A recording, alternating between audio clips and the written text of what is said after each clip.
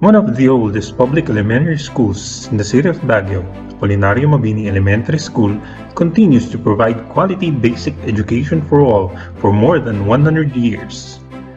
Originally called the Government Center Elementary School, which was founded in 1916 during the American regime, concept huts were then built in 1949 to cater to more learners.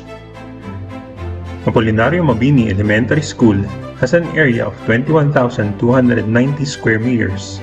It is bounded by the Happy Glen Loop on the north, the Valenzuela Street on the east, the Bagong Bayan Street on the south, and a little farther by the Leonard Wood Road leading to the Mansion House and the Jungle Town Creek on the west. From the four original concept huts arranged in an L-shaped formation, only one is left because the other huts were transferred to other schools that needed classrooms for its increasing population.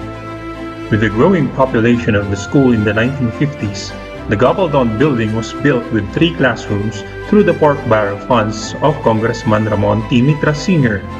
This building is now being utilized as the school's function hall, clinic, SBM room, and the principal's office. At present, more school buildings are being constructed to cater to more than 2,000 learners with 64 teachers, 1 OIC assistant principal, and 1 principal. The school still undergoes improvements and developments to address the needs of the 21st century learners in the dynamic educational system. Classrooms are well ventilated and well structured to make sure that it's safe and conducive for learning. Moreover, all classrooms have reading corners to further develop learners' love and to demonstrate a more positive attitude towards reading, making every child a reader in the school. Adequate school facilities and resources, such as the school clinic with complete amenities, continue to cater to the health needs of both the teachers and learners. Moreover, in support to the DepEd's plans and priorities on iPad, the iPad room was also further improved with the expectation that every child can have the first-hand information relative to culture.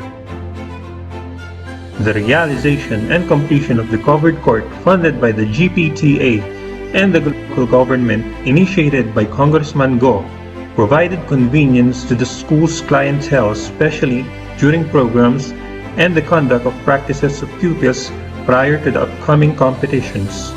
Its purpose may also serve as an evacuation center in times of calamity when needed.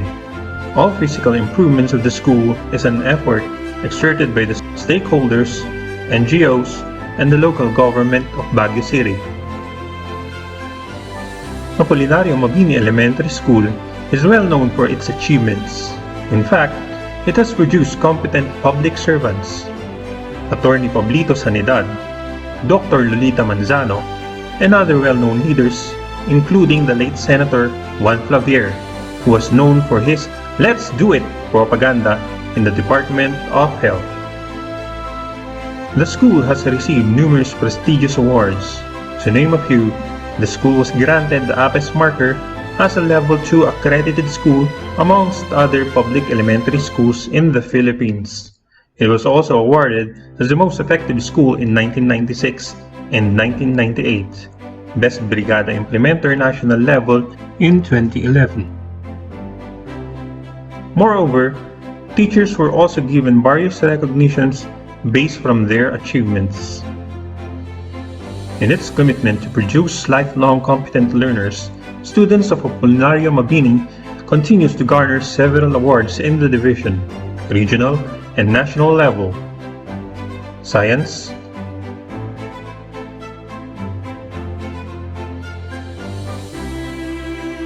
drum and glockenspiel,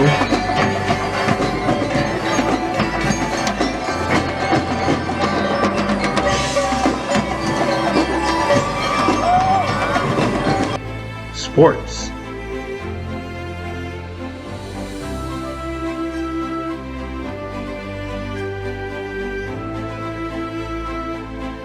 journalism,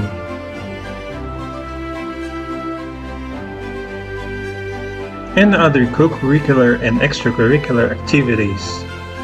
Even the teachers, assistant principal, and the school head excel in their own field of expertise receiving recognition from the different institutions. The third grade is a transition level from primary to intermediate grade where learners are expected to read proficiently. One of the application projects of the School Heads Development Program, SHDP, is the No Grade 3 Non-Struggling Readers Left Behind through strict supervision. This aims to improve the reading competencies of Grade 3 non-struggling readers by 100% by the end of March. Various strategies were done to meet the objectives. First is the one-to-one Early Steps Instruction, or ESI, where each pupil underwent 30 to 45 minutes each day for the intervention remediation. The components of the ESI which were accomplished are rereading of books at a progressive reading levels, word study which aimed at remediation deficits in phonological processing, developing sight words, reading skills, teaching metacognitive strategies for reading and spelling new words, sentence writing, and guided reading of new material at a slightly higher level that the pupils will reread at the start of the session on the following day. The second strategy used was assisted reading, then the repeated reading of text, and lastly, managing time for pupils to read. Reading books were also displayed on the school ground, like stations, where pupils can freely go around to read different kinds of books according to their paces, with the thorough guidance of the teachers. As a result of the implementation, 25 pupils, or 92.59%, have improved a lot in their reading skills. After the application of all the strategies, the pupils began to show astounding progress, especially on word recognition. The school continues to serve its learners through the different distance learning modalities. Teachers went beyond their comfort zone and created supplemental learning resources aside from the self-learning modules. Virtual classes are being conducted in the different areas. TV-based instructions are also created to further enhance the teaching-learning process. In order to intensify health and nutrition among the grade school children, the school-based feeding program has demonstrated its effectiveness in attaining its immediate goals in running the targeted supplementary feeding program for severely wasted and wasted pupils of the school. Initially, there were 23 identified recipients of the program, 1 severely wasted, and 22 pupils have wasted nutritional status. Though there were funds coming from the national government, this was not enough to sustain the program. Community involvement played a vital role in making sure that the goals of the program are attained. Gulayan's Paralan served as partner of the SBFP. It served as a supplier of some vegetables which were very essential for the nutritious snacks served.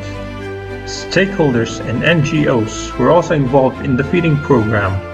After completing the 120 feeding days, there was a significant improvement in the nutritional status of the 22 wasted and 1 severely wasted recipients as they all regained to their normal nutritional status. After the 120 feeding days, the school continued to serve snacks during recess time for the 23 beneficiaries from January 2020 to March 2020. The Supreme Pupil Government also played a crucial role in making sure that the school operates at its best to benefit both the learners and teachers. With the full support of the school head and the great efforts of the Supreme Pupil Government, all planned projects were executed successfully. The active participation of the SPG officers in the school programs such as Adopt School Program and Brigada Eskwela. A well-managed development program of disaster management was further intensified for the school year 2019-2020 to ensure the safety and welfare of everyone in school. Teachers were further trained to be more competent and skilled, and the responsibility and role of everyone was clearly identified, especially during every earthquake and fire drills. Frequent coordination with the BDRMC and PTA officers are done to further strengthen the school's activities related to earthquake preparedness. The annual inspection of the school's electrical system by the Bureau of Fire Protection is also a practice that further ensures everyone's safety in times of fire. The installation of fire extinguisher safety boxes in every building and the procurement of fire extinguishers with the help of the GPTA and other stakeholders assures everyone of their safety in the school vicinity. Every classroom also has an emergency kit with complete items including a logbook where names, addresses, and emergency contact numbers of pupils are listed. The school's radio broadcasting team in journalism also played a vital role in implementing the objectives of the program. Every Monday of every week, they were tasked to deliver information regarding weather updates and other news concerning safety. SDRRM strengthened the capacity of the school to immediately respond to unpredictable disasters, calamities, and to always be resilient in ensuring continuous delivery of instruction and the conduct of quarterly National Simultaneous Earthquake Drill, or the NSED. Although we are in the new normal education and pupils are not in school, the SDRRM still continues to exert efforts to ensure everyone's safety, especially the teachers and parents. In fact, the DRRM's best practices were featured in the PIA Cordillera. The home of every child, Apolinario Mabini Elementary School will continue to its advocacy to give every child the best care and quality education they deserve. A place that is safe, a place where learning is relevant and create a lifelong value, with very competent and effective administrators, strong and capable teachers, and with the full support of the parents and stakeholders, and other private and public sectors. The dream of educating every child will always be achieved.